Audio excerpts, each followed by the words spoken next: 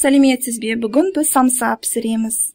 Ол үшін бізге керек фарш, картошка, пияз, сода, тұз, маргарин, бір жұмыртқа, айран және ұн. Картошкамызды ұсақтап тураймыз, кубиктап.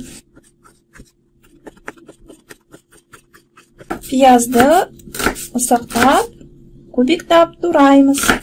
Міне осындай ұсақ-ұсақ қылып. Пиязды көп салсақ, самсамыз өте дәмді, сочный болады.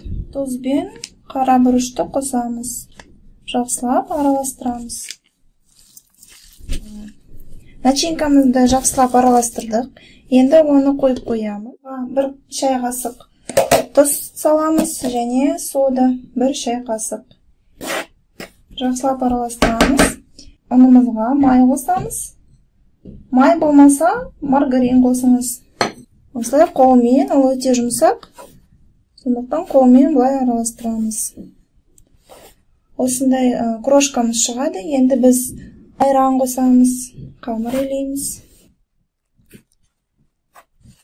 Осындай жұмсақ қамырымыз болады. Оны 30 минутқа қойып қоямыз. Қамырымызды осындай осылайша кесеміз. Осындай лепешка жасаймыз. Шеттерін жақсылап илейміз. Осындай лепешка болады. Енді біз начинкасын саламыз. Бір ас қасық. Осылай 3 бұрыштап жабыстырамыз. Жақсылап шеттерін жабыстырамыз.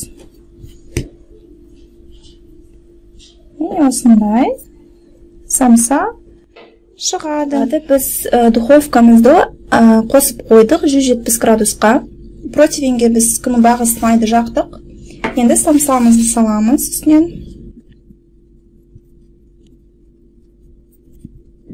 Жұмыртқаның сарысымен самсаларымызды жағамыз.